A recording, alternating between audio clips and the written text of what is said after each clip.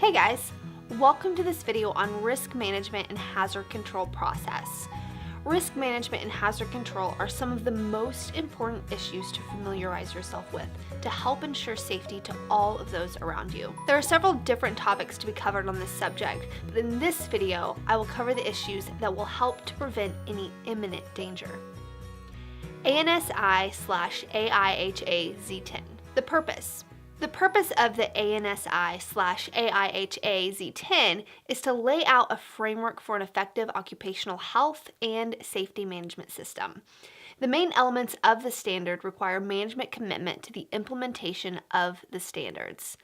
This is demonstrated by the allocation of resources and attention to its implementation, participation of the organization's employees in the occupational health and safety system, risk assessment, planning of the occupational health and safety system to address the risks identified, and evaluation of the system and appropriate corrective action. The system is completed by management review to assess achievements of objectives and adjustments of targets. Main objectives. The main objective of the ANSI/AIHA Z10, American National Standard for Occupational Health and Safety Management Systems, is to set a framework for a management system. This systemic approach, while it encompasses compliance as a foundation, seeks to evaluate the organization's risks holistically and to respond to them in a proactive way rather than a reactive manner. The objective is to identify risks before they result in injury or harm and systematically engage various elements of the organization in planning for risk management. The organization then evaluates its progress and performs root cause analysis to provide corrective action. This management system serves the overall objective to create a safe workplace that goes beyond compliance. Importance of safety. So first of all, safety is important for a humanitarian reason. We have a moral responsibility to keep employees, coworkers, customers, and society in general safe. Second, safety is important for a legal reason. We are obligated by law and regulations to meet certain safety standards. These laws and regulations are necessary because different people have different definitions and standards for safety. The law and regulations provide common standards for everyone to follow. Third, safety is important for a cost reason, including both the cost of human life and property. Cost calculations need to include money spent paying for both of the following: the negative consequences of poor safety, such as injuries, damaged equipment, etc., and preventative measures to minimize safety problems. Principles of hazard control, recognizing hazards, and selecting preventative actions. The first two principles of hazard control are recognize hazards and select preventative actions. Recognizing hazards usually requires a team approach, as no one can know all of the possible hazards. This step includes such tasks as knowing how materials interact, understanding the use environment, and anticipating user behavior patterns. Selecting preventative actions can include eliminating the hazard, whether by changing a process, design, material, etc., reducing the severity of the hazard, reducing the probability that the hazard will occur, designing redundancy into the system through backup systems, parallel subsystems, etc. Installing safety devices such as machine guards and fail-safe devices. Installing warning devices. Developing safe procedures. And requiring personal protective equipment. Henrich's axioms of industrial safety. Henrich's 10 axioms of industrial safety are as follows. Number 1. Injuries are the result of a completed series of factors, including the accident that caused the injury. Number 2. Accidents occur because of a person's unsafe act and/or a mechanical or physical hazard.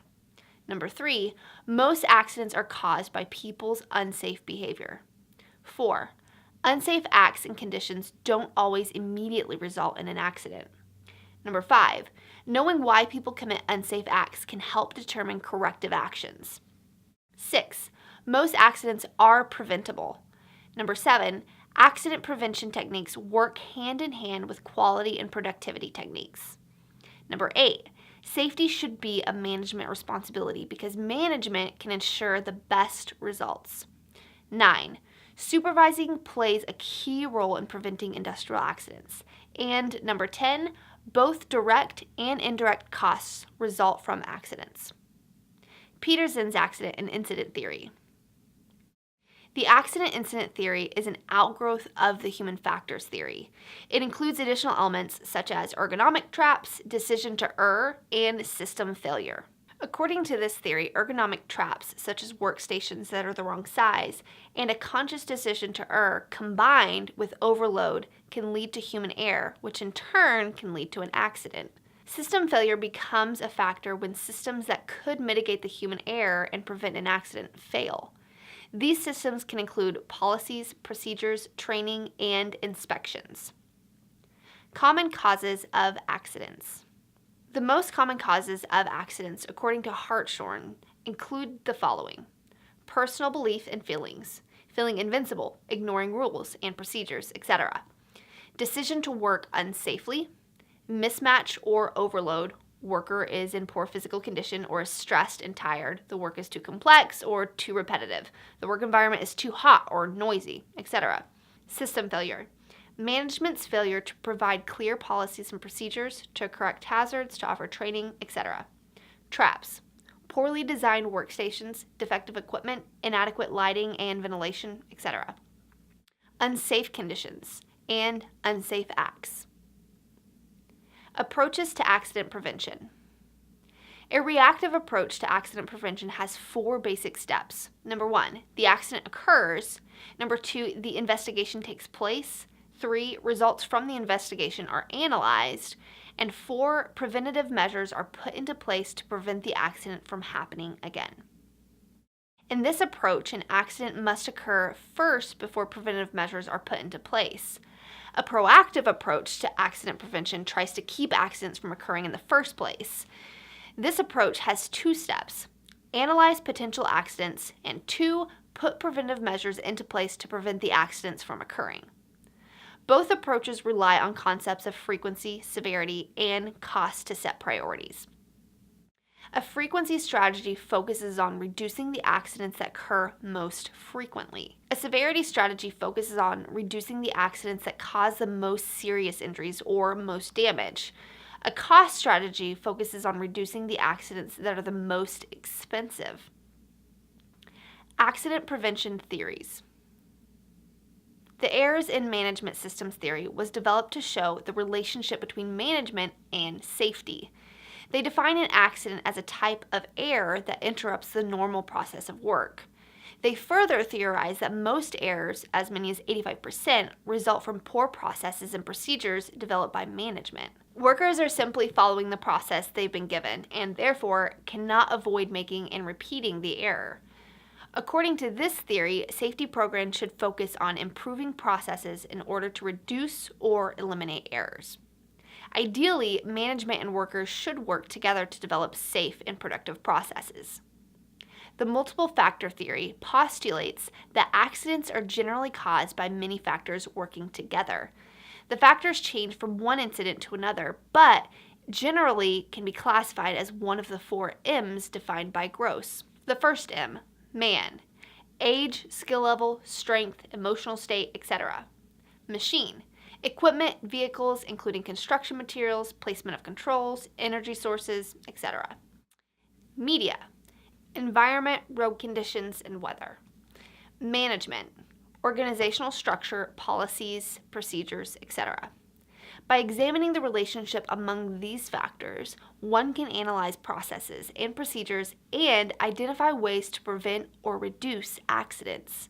Haddon proposed the energy theory, which postulates that accidents and injuries often involve energy transfer. Motor vehicle accidents are an example of this type of accident. The theory further states that the severity of injury is related to the following: the amount of the energy transferred, the way the energy is transferred, and the speed at which the energy is transferred. Domino theory. According to the domino theory developed by Henrich, the sequence of events in an accident can be compared to a series of 5 dominoes. Number 1, a social environment that fosters a, number 2, undesirable traits such as carelessness, violence, or unsafe habits, leading to, number 3, unsafe act or condition which causes, number 4, incident which leads to a, number 5, injury. According to this theory, removing any of the earlier dominoes can prevent an injury. The theory especially emphasizes removing domino number 3, unsafe act or condition. The limitation of the domino theory is that it is often too simplistic. Many accidents have multiple causes. By relying on this domino theory, a safety program may identify just one primary cause of an accident, ignoring other causes and underlying factors. Control methods. Financial justification is the process of making a business case for an investment. It may at first seem that it's too difficult to make financial justifications for safety improvements. While it's true that it is difficult and not desirable to place a monetary value on human life, there are quantifiable cost savings and therefore a financial justification for implementing improved control or safety hazards. Financial justification can be made for the impact that reduced frequency and severity of injuries can have on workers' compensation costs and on employees' lost time and reduced productivity. Financial justification can also be made for better control of work processes that result in reduced cycle time while improving ergonomic factors. In the bigger picture, improvements in safety can quantifiably contribute to decreased employee turnover. Decreased employee turnover saves money for training and results in an improved product due to fewer employees' mistakes. Hierarchy of controls. The hierarchy of controls refers to a preferred top-down solution to safety control methods. In order of most to least desirable, they are elimination, substitution, engineering, administrative/work practice, and personal protective equipment controls. When considering how to control a risk or hazard, one should always start with the most desirable, eliminating the hazard altogether. For example, can a tool be used to eliminate the ergonomic hazard? Then consider substitution. Can a less toxic chemical be substituted for a toxic chemical? If substitution cannot work, then can the hazard be engineered away? For example, can we install ventilation to remove the airborne toxic emission so employees will not be exposed to toxins? If engineering will not work or is not effective enough, we must then consider administrative controls, such as job rotation to diminish the risk. As a final control method, personal protective equipment is employed to protect employees from the risk. It is evident that PPE is often employed as there is room for improvement in industries to control risks at a higher level on the hierarchy. Workers' compensation insurance. Workers' compensation insurance is similar to other types of insurance in that a company will pay a premium to an insurance company that will then pay the actual cost of an injured worker for replacement of time lost and physician visits. The company benefits in that the premium cost is predictable over the course of the year, regardless of actual cost incurred by the injured workers. However, the insurance companies definitely penalize companies with high injury rates and costs by using both frequency and severity measures to influence the premium cost. Moreover, the data on frequency and severity are compared to others in the same industry, and the result is an experience modification, XMOD factor, that can multiply the premium due by a multiplier greater than 1 or less than if cost has been well controlled. It is beneficial to the company to partner with an insurance company that is an aggressive partner in closing cases as quickly as possible. This is because when an injury occurs, the insurance company sets aside a theoretical reserve that they believe is a good estimate of the costs that will be incurred. Those costs are not released until the case is closed, and they continue to influence premium rates. Proper incident management for workers' compensation insurance. Comprehensive case management should be a part of every company's risk management and loss control strategy. Although it would seem that the workers' compensation insurance company would manage cases to control costs, they often do not, because pricing structures enable them to make money by raising premium more than costs. Working to bring workers' compensation cases to a close as quickly as possible releases the reserve money allocated to the case and reduces the company's experience modification factor. Proper case management also includes always offering restricted duty assignments as a way of reducing case costs, challenging any cases that are suspected of not being work-related, and managing as many incidents as first aid as can be legally classified as such. Proper case management also includes treating minor injuries before they become major For example, applying over-the-counter antibiotic cream to cuts or burns before they become infected and require a visit to a physician. Workers' compensation laws. Workers' compensation laws protect workers who are injured on the job. These laws provide payment for lost wages, medical expenses, burial expenses, rehabilitation, and impairments.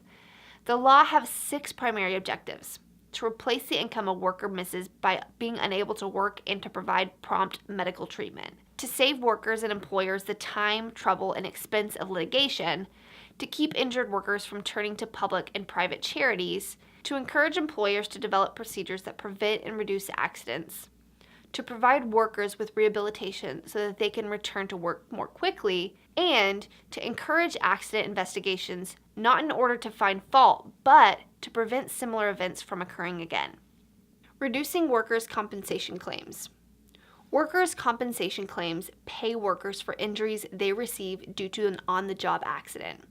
Therefore, any programs that reduce the frequency and severity of accidents will likewise reduce workers' compensation claims. Some specific strategies safety programs can use include the following: dealing with the fears and stresses that workers and their families feel after an accident, building worker confidence, helping workers rebuild their strengths and endurance, helping workers develop new job skills, helping supervisors deal with the paperwork, investigation, and other fallout from the accident, helping supervisors make any necessary job modifications so the injured employee can return to work more quickly, helping coworkers to deal with any negative feelings they have towards the injured worker, including management and labor on safety committees in order to foster cooperation and teamwork, and providing rewards to teams that meet safety goals. Developing a business continuity plan.